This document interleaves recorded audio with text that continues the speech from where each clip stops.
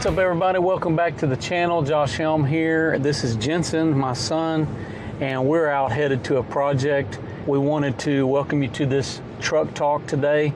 I've been doing these here for the last several weeks, and we used to do this a little bit like this before, but this is a segment where we talk about things that you guys might want to hear about.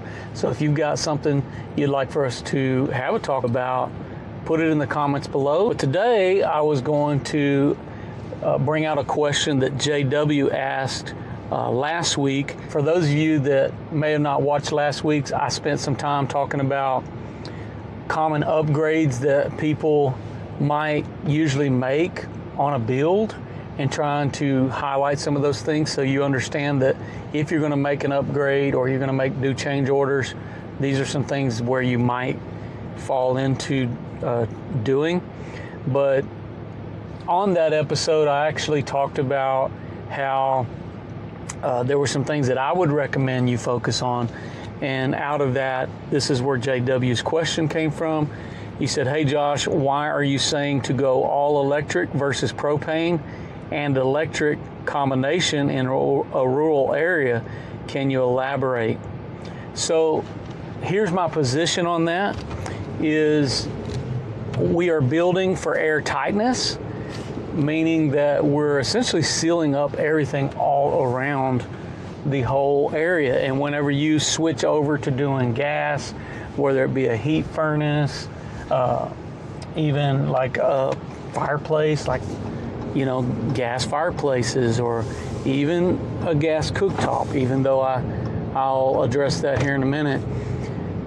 What you're having to do in each scenario is you're having to create ventilation opportunities for those devices, no matter what you're using, you know. And there's a couple things you need to understand. Number one, when we're building with air tightness, we're actually creating an ability for your HVAC system to be actually downsized a little bit, because you don't want to have an over excess of tonnage of air blowing into this environment, primarily because you want your system to run and to create a continual ventilation or processing air, so you don't have stale air is what you're trying to prevent, which are the things that I was talking about, is going to like an ERV system, dehumidifier, as well as a variable speed HVAC system.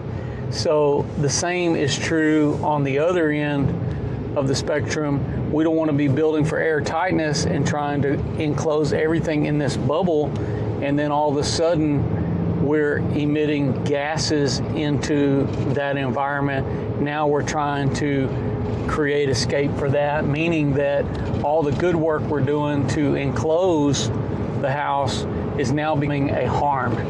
And so that is primarily the reason why I'm promoting electric. Now, if you had a water heater that's in your, say, shop area, you know, maybe you would consider wanting to vent that out. That's fine. I don't mind somebody using propane to do a tankless water heater where it's on the outside of the home. So those are some things there that might apply in that scenario. But for the most part, you're not going to want to have a furnace HVAC system. You know, I don't mind somebody even having a cooktop. It just means that you got to use the right type of ventilation so you're getting it all out and any overages. And another thing that I've learned about the cooktops are that your electric range ovens are actually more efficient when it comes to the energy use.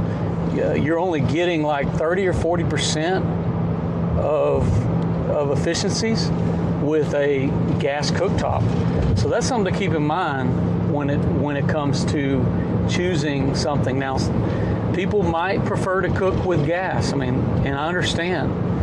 So I'm not saying you absolutely can't have it.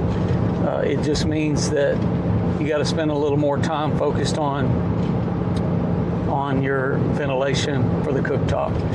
Not that you're still not going to need ventilation for any type of cooktop, but you might need more CFM, obviously, if you got gas, and you got to deal with the replacement air for what you're sucking out of the room at every level. So those are things to consider in terms of electric versus propane. Hopefully that covers your question on that. We're going to be doing more. If you guys got more additional questions below, go ahead and put them in the comments. We'll maybe address your question next week. But appreciate you joining along our truck series. I'm Josh Helm, wishing you all the best. Thanks for watching Texas Best. Oh yeah, Texas Best.